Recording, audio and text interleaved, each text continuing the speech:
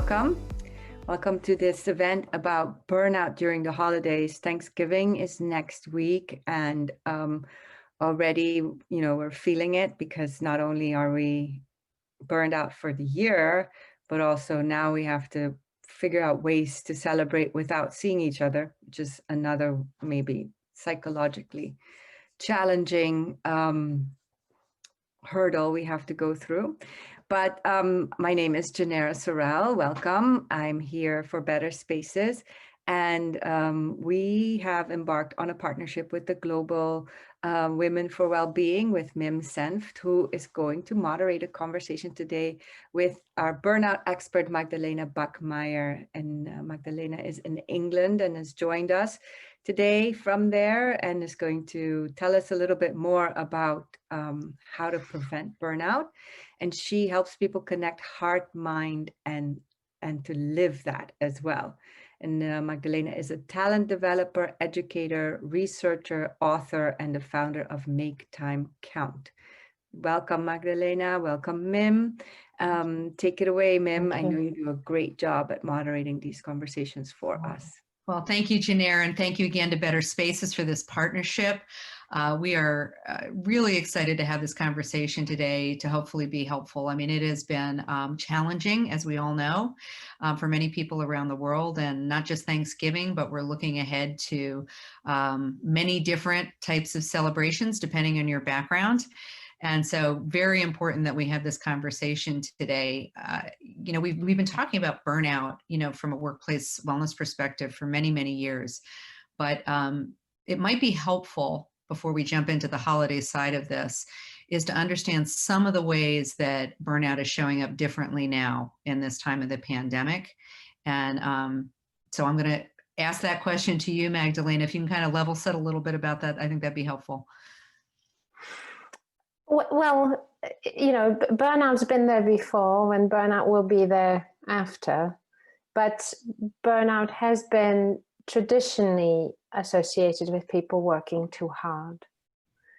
Majority of the original research was around, whether it's nurses or teachers or psychiatrists or people in a corporate place. It's about really working too hard until you exhaust and start to sort of lose that motivation, performance, and you sort of lose a bit of a focus on why you're doing it all. But COVID is making it worse because we're not looking to the same place necessarily for burnout. So people can, from one perspective, you could say, well, I get to work from home, which maybe is a little bit easier. I lose the commute. This happens. But all the research is showing that, in fact, if we don't think of it just as working harder in the kind of traditional sense of work, we are all working a heck of a lot harder for an awful lot of reasons. We're having to make way more decisions on a daily basis. So everything from, is it safe to go to the supermarket? Do I send my kids to school or not? Because there's a COVID outbreak. To things like negotiating schedules and work-life balance for people who are working from home and having to work in multiple time zones and being in screens all the time. So there is an awful huge load and fatigue, I would say, to the way we are and the way our nervous system is, that isn't as it used to be. Because even if you were traveling somewhere, you'd be getting on a plane or you'd be getting on a train or you'd be sort of moving about in a way that for many people at the moment, they're just simply not moving as much. And then maybe, I see certainly in England, we have, even under lockdown, quite a lot of people trying to be outdoors and let's say maybe exercising. But even the whole psychology around having to do something you're forced into as a way to compensate is tiring in itself and very energy draining. And part of burnout is around fatigue and losing energy and not getting enough balance. Yeah, how there are certainly people that are sheltering by themselves, and be interesting to just share a little bit about the differences, like what somebody might want to be looking for, particularly around the holidays. If you're single, you have your own. I know that I heard a lot of this from our New York, friends, and as opposed to people that might have other family members in the house. That's a really, really good point. And, quite a few people I see in my practice who are in large cities around the world, they're talking about being in a really tiny cubicle, because in many large cities, space is at a premium. So apartments, flats can be quite small. And then that idea of being locked into that smallness, I have had quite a few women who talk about going insane, feeling like they're really trapped in this small space. And if they're alone, and this idea of not really, perhaps being in a for work reasons, being sometimes stuck in an area that is not really even close to where their families might be, or where their country of origin might be. So there's a huge kind of isolationism, which can feel incredibly threatening and unsettling to our nervous system, and what helps us keep safe and well. And then in addition to this, for people who are very social and who thrive on connection to their loved ones, if you aren't able to travel, let's say, or for reasons of COVID safety, your family might say, well, it's better for us not to meet in person. You might also feel almost a sense of punishment and a sense of kind of rejection almost. So there's an awful lot of really complex waves of things. And it's really one of the things that I think is so true of COVID is that, unlike a traditional burnout where you can sort of say, well, you've worked too hard, you're overexhausted, and there's a rehabilitation plan. With COVID, it is far more personal and context specific. So quite, it can be really, really different depending on your circumstances in life, and where you are, and where you're actually placed, and who's around you. So it really is multifactorial. Well, I think that really plays well into this next question. So I think, it gets to, we're all different. So we have different personality traits, different thought patterns, and things like perfectionism and pessimism, depending on who we are as people, can contribute to burnout. So how do you see some of those things potentially impacting people as they go through the holiday season? And how can they protect themselves? Like I said, I think we have to recognize that, sometimes we're thinking of certain holidays as generic, but, to me, Christmas might be special. To someone else, Christmas is nothing special, it's just another day, but they will have their own holidays. But within the context of times where we are celebrating our connection to one another, whether that's a birthday, or whether that's a Thanksgiving, or whatever the holiday might be, it really is going to potentiate, or raise our sense of being out on our own if we're on our own, or also our sense of, let's say, worry around how do we reunite with people safely. What are the implications of this, for example, for when we come back? So, at the moment, many people I speak to really worry about school ending, for example, for all the parents who have kids at university, and what happens when those kids come back and present a potential risk as well, and how what does that mean for your grandparents, etc. Are you going to do this? Are you going to leave your 18-year-old son in a different city and say sorry? So all these ways in which emotionally we need to negotiate space with our loved ones. Even at the best of circumstances, there are plenty of people ending up talking to a therapist or psychologist how to do that well, because many people are super intelligent, but connecting with people and talking about our emotions and really negotiating that space is a skill set. And so imagine in the current context, that's all going to come up to the surface, that we're needing to do that. We're needing to be more vulnerable. We're needing to be more honest. And it's not always easy, especially with people that we care about. Sometimes it can be even harder. Yeah. Yes. I think that's a really good point, because we always talk about the holidays as happy times. And I know here in the US, we have all these commercials, but the reality is missing people that may not be with you any longer in your life, and this could have happened pre-COVID. I know there are a lot of people that it brings up these emotions, and having these other layers now because of the pandemic, I think it's just incredibly important to be able to understand where you are and really checking in with yourself and making sure that you've got some good resources that you on hand, because many of us are we're going to make it through, we'll just keep powering on and we'll do this, but it's for our own mental and physical health, particularly now, being able to do that. One of the things that kind of came to mind for me, and I know this is true in my own neighborhood. I don't live in a big city. I live out in a community. And so, there are a lot of people that love to decorate for the holidays, right? So they have big displays outside, and others that, that haven't. And I think that it's interesting I was thinking about this through the perfectionist lens, right? Well, I'm going to have the best decorations, and I'm going to have, all these things, and we push and push and push. And it's just one of those areas where I'm thinking over the holidays, you may not want to do as much as you've done in the past. And just think about this as a way to rethink your tradition. And it's a temporary tradition. Who knows, though, it might end up, making your life a little bit easier.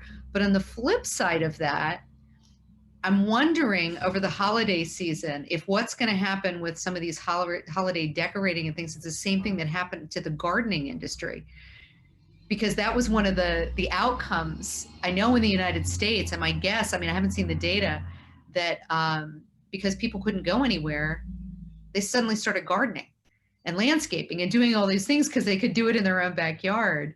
And so that might be the flip side of this, is that if you haven't been able to celebrate that way, maybe that's a way to channel some of that energy, and you can bring some of that light or joy or expression in a window, on your porch, whatever, kind of channeling some of that energy from a holiday perspective. Yes, absolutely. I think times of difficulty, they are very interesting to our psyche, because on the one hand, we can't help but go through a process of grief of the things we've lost, the things that were part of our existing routines, and that might have felt comfortable and nice and had a great payoff. And yet, so there is an element of waving goodbye or grieving those things, which in its own sense can be quite difficult. And we're also bumping against a clock change, shorter days, seasonality, which has its own psychological effect on many people. I was in a store the other day for a coffee, and a young woman who was working there, she said to me, are you feeling as sad as me today? Through her mask. And I said, no, but I get how you're feeling. And she said, there's no sun and I'm feeling really low. I sort of thought, whoops, she might actually be really affected by that. So that sense, and so many of us are used to seeing traditional holidays around any time, whether it's vacation, summer, Christmas, as a time of going to places that refuel us, that re-energize, and that naturally kind of bring back all the things we want, whether it's a change of environment, change of scene, change of season, people going from cold countries to Jamaica, people going from warm countries skiing, that whole bit of, and that's on pause for many people, or a lot more difficult, to achieve. So, and we're in it. And I think there isn't certainly at the moment within the sort of research literature, there's a beginning of talk about a concept of weariness, that we're really just worn out. You know, there's a kind of a continuity to it that seems, you know, I always say it's really interesting, but something very common between burnout and depression in a way is that the symptoms can be incredibly similar. And if you think about it, depression is really effectively grief plus pessimism, a sense of loss combined with the fact that you can't see things improving.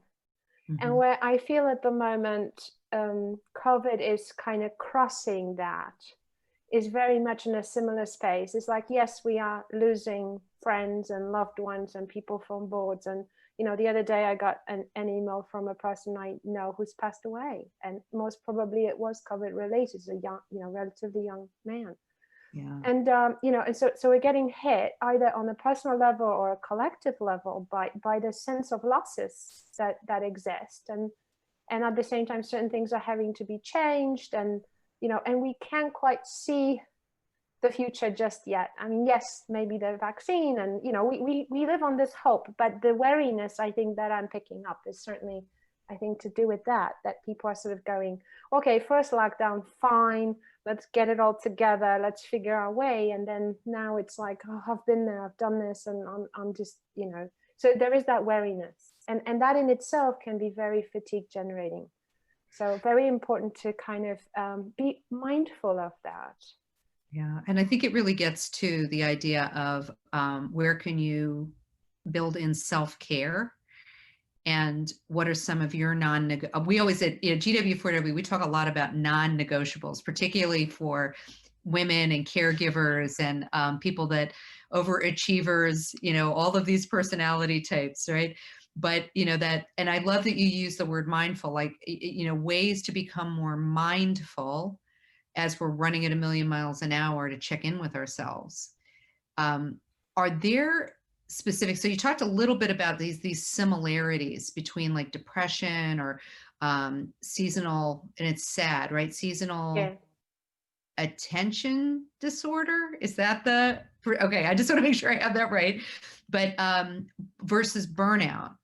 And I think what would be really helpful is, you know, some very specific things we should be looking out for, but also for those that are looking out for others. Like, are there signs that of things that, you know, even in Zoom world, that like managers or, you know, team partners can just keep an open eye for in order to help people?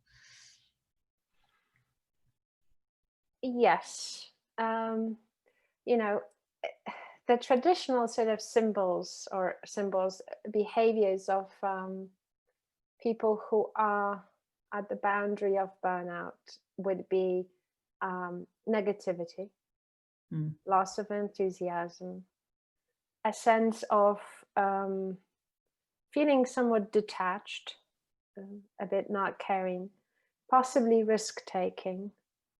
So a sense of, you know, letting things slip quite a bit, for example, which you can register in a sense of performance or that engagement, which, you know, the traditional literature labels as cynicism, but I think it's more than that. And on a personal level, you know, to our colleagues, friends, partners, when people talk to you about having difficulty sleeping, continuous kind of accumulation of locking, refueling mechanisms. So, you know, burnout is really, you know, nothing more than really imbalance in action. You know, that's, for me, I sort of feel that, you know, imbalance is at the heart of burnout. You burn out because you're not balanced, and you accrue this expenditure and you move farther and farther away from a healthy balance. Balance is flow. You know, we need the rest in every tradition. You go from spiritualism, philosophy, science, to management literature. Everything needs balance. Yeah, a little If there grace. is no balance, so that's why it's like watching people. And this happens even today. I was with some colleagues talking about leadership and teams, and the balance of not having such a full agenda that there's no time for synergy, for people to actually just show up into space with each other. Yeah. That's a balance, and we can easily hide behind structures because they kind of keep us a bit safer. So you mentioned perfectionism. I think perfectionists, I've seen in my practice, struggling the most in this, because people who like things being very ordered and predictable are finding it incredibly challenging, because There's it's nothing like predictable now. there's nothing predictable. You can't plan. Plans are changing all the time. Global meets are happening within a week of notice, and things are just, are you kidding me? This is not the way to go. And for people who are very structured, that is going to be incredibly agitating. Yeah, and even communication style has changed. Now that we've moved almost all to virtual, depending on where you are in the world, but fascinating how the language of leadership and how teams interact has been impacted by a lot of this too. It brings up some very interesting things for me too. When I think about, the opportunities for us to share. I mean, I love the story that you said about this young woman who was very honest about how she was feeling that day. And too often we don't make it okay, or we brush it off. And yet, I think particularly for managers, this is a real opportunity to listen and pay attention, and potentially get them to an internal resource. If a red flag goes up for you in some ways, they're communicating in a different way, they don't seem like the person that you were used to working with, I think this is where we can help each other. And look, maybe they were just having a bad day, or they ate the wrong thing, and there's really nothing major going on. But on the other hand, shooting an email and saying, hey, you just seemed a little, maybe I'm misreading this, but, just want to make sure you're okay, or do you need anything? Those little tiny gestures, when they come from a genuine place, that place of grace for others. I've also heard on the flip side, because of this layering on of all the additional burdens, is allowing us to also give grace to others, so that if somebody seems shorter than they normally do, more reactive, shuts a conversation down faster, it's also helpful, I think, that again, it goes back to that mindfulness place, and say, we are in a different world, and we don't know really what's going on with that person. So maybe it's not about me, maybe it's not about even the team, maybe it's just something that they have to deal with, in their own life. And so I think the opportunity for recognizing the humanness in each of us is, particularly now with, so many, it was Diwali, and we have Thanksgiving, and we have Hanukkah, and we have New Year's, and we have Chinese New Year's coming up, and, all these different holidays. Where can we find the moments of graciousness and hopefully some gratitude in our lives for the simple things that we often, at least I did. I'll be very honest with you. This is just a very fundamental thing, but a good friend of mine through the GW4W network kindly sent me some little bottles of aromatherapy. Just, hey, I was thinking about you. I'm going to send this one. And I'm not going to get political, but I received this on election day in the United States. And I don't know if you can see this, but it says Serenity. And I just have to say that these little tiny acts of kindness and thoughtfulness through this holiday season may be different than what we've looked at in the past. And even for yourself, if you're not going to have that big holiday meal, or you're not going to do those things, what are the things that bring back happy memories for you that you can connect to? Whether it's a favorite food, full disclosure, a group of my friends on Thanksgiving, I mean, we can't, Thanksgiving here in the United States, none of us, we're all going to stay at home. We're going to do with our friends, this isn't with business associates, we are doing a Zoom pajama coffee get together. Because we said, hey, why not? Right? It's just something fun and a little bit silly and way to connect. We're going for a hike with a bunch of kids and friends in Wonderful. nature. Yeah. Yep. Yeah. So it's reimagining a little bit, where can you, it's hard when things feel like they've been taken away from you. And there's a lot of grief and mourning about that.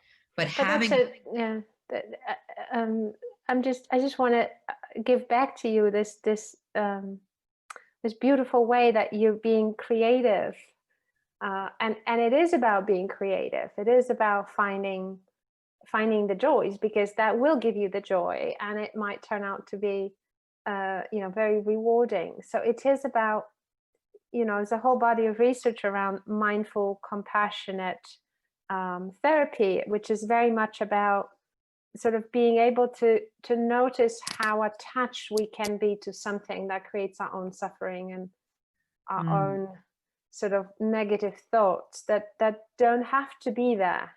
We can sort of say, yes, it's sad I'm not going to cook my turkey this year, but that might mean a lot of turkeys are going, heck, what's happening? I get another year with my mates. So, I thought about it for the turkeys.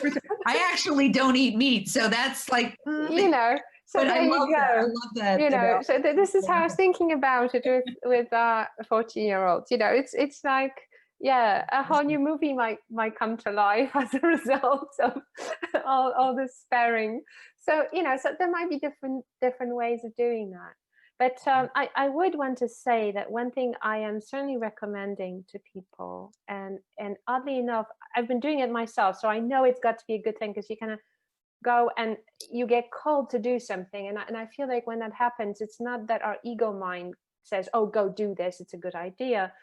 It's like we are called to respond to something, and that's really small kindness acts for people. Just every day thinking about, the person on the street who might not have dinner at all.